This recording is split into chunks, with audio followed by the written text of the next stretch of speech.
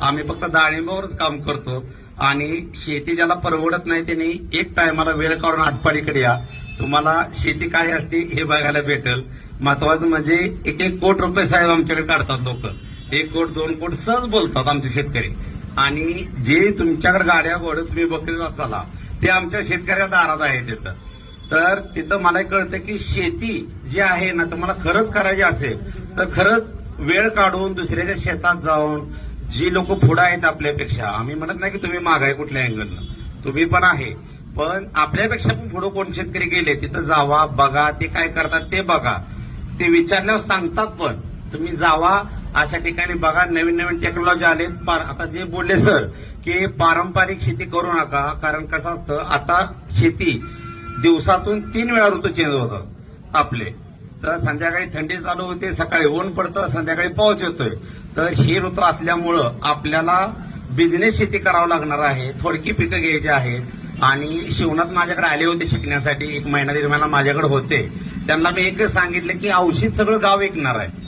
फक्त जो विश्वास आहे ती विश्वास आपण द्यायचा शेतकऱ्याला की तुम्ही जी माझ्याकडे येणार आहे ज्या विश्वासानं, ते विश्वासाला सार्थक आपलं शॉप ठरणार आहे. की तुम्ही जे रोग माझ्याकडे घेऊन येताला त्याचं निदान फक्त आपल्याकडे झालं पाहिजे. 100% विश्वास हा महत्वाचा आहे. तर शेतकऱ्यांना बांधवांना एकच सांगेल, आम्ही फक्त डाळिंबावरच काम करतो आणि शेती ज्याला परवडत नाही त्यांनी एक टायमाला वेळ काढून हातपाडीकडे या. तुम्हाला शेती काय असते हे बघायला भेटेल. महत्वाचं म्हणजे 1-1 कोटी रुपये साहेब आमच्याकडे काढतात लोक. 1 कोटी 2 कोटी सहज बोलतात आमचे शेतकरी. आणि जे तुमच्याकडे गाड्या घोडे तुम्ही बघत असाल ते आमच्या शेतकऱ्या दारात आहे तिथं. तर तिथं मला कळतं की शेती जी आहे ना तुम्हाला खरंच करायची असेल तर खरंच वेळ काढून दुसऱ्याच्या शेतात जाऊन जी लोक पुढे आहेत आपल्यापेक्षा, आम्ही म्हणत नाही की तुम्ही मागाय कुठल्या अँगलनं, तुम्ही पण आहे, पण आपल्यापेक्षा पण पुढे कोण शेतकरी गेले तिथं जावा, बघा ते काय करतात ते बघा.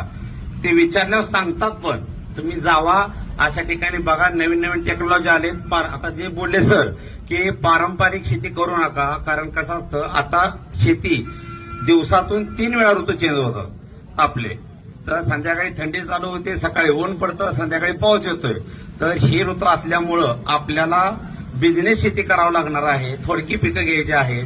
आणि शिवनाथ माझ्याकडे आले होते शिकण्यासाठी, 1 महिना 1.5 महिना माझ्याकडे होते. त्यांना मी एकच सांगितलं की औषध सगळं गाव विकणार आहे.